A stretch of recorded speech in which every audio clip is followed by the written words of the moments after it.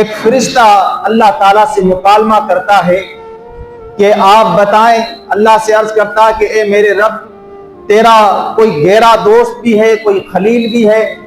تو اللہ تعالیٰ نے فرمایا کہ زمین پر جاؤ اور فلاں مقام پر، فلاں جگہ پر آپ کو میرا خلیل ملے گا، حضرت ابراہیم علیہ السلام۔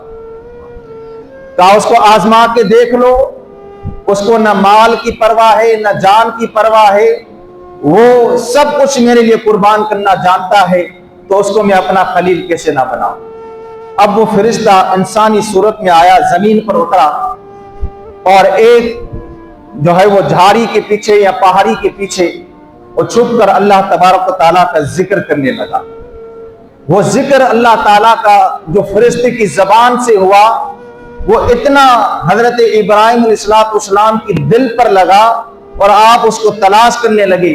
جب وہ ذکر کرتا رہا، آپ کی کیفیت میں ایک عجیب منظر آتا گیا اور آپ اس کو تلاش کرتے پہنچتے ہیں تو ایک شخص ہے جو اللہ کا ذکر کر رہا ہے۔ جب آپ پہنچے تو اس نے ذکر بند کر دیا۔ اب حضرت ابراہیم خلیل اللہ علیہ السلام نے کہا کہ دوبارہ ذکر کیجئے کہ مجھے سرور آ رہا ہے، میرے رب کا ذکر ہے، میرے جو ہے وہ دوست کا ذکر ہے، جس نے مجھے پیدا کیا ہے اس کا ذکر ہے، مجھے دلی سکون ہو رہا ہے، دل مطمئن ہو رہا ہے، آپ ذکر دوبارہ کیجئے۔ تو فرشتہ جو انسانی صورت میں تھا اس نے کہا پہلے تو میں ایسے ذکر کر رہا تھا، اب آپ ڈیمانڈ کر رہے ہیں تو ایسے ذکر نہیں ہوگا، کچھ دین دین ہوگی۔ تو حضرت ابراہیم علیہ السلام نے کہا کہ کیا چاہیے آپ کو؟ کہا کہ یہ جو آپ کے مال مویشی ہیں، ان میں جو بکریاں ہیں، ان میں سے کچھ ایک دے دو، دوبارہ میں ذکر کروں گا۔ حضرت ابراہیم علیہ السلام نے کہا کہ جتنی بھی بکریوں کے ریوڑ ہیں یہ سارے تیرے ہوئے، ایک مرتبہ میرے جلیل کا ذکر کر، مجھے دلی سکون ہو، دلی اطمینان ہو۔ فرشتہ دوبارہ ذکر کرنے لگا، پھر خاموش ہو گیا۔ اس کے بعد حضرت ابراہیم علیہ السلام نے کہا کہ دوبارہ ذکر کیجیے۔ وہ فرشتہ دوبارہ ذکر کرنے لگا اس شرط پر کہ دوسرا جو مال بچا ہے وہ مجھے دیں گے۔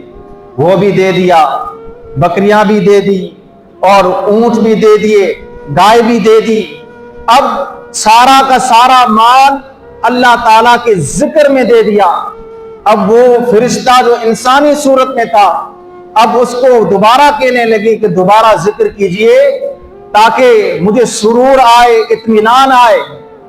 اب وہ فرشتہ جو انسانی صورت میں تھا کہنے لگا آپ کے پاس بچا کیا ہے، آپ مجھے دیں گے کیا؟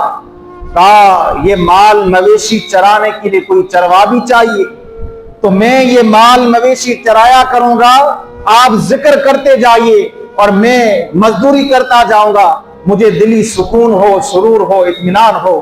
اس کے بعد فرشتے نے کہا کہ میں کوئی انسان نہیں بلکہ فرشتہ ہوں، آپ کا امتحان لینے آیا ہوں کہ سن اللہ نے آپ کو خلیل کا لقب عطا فرمایا۔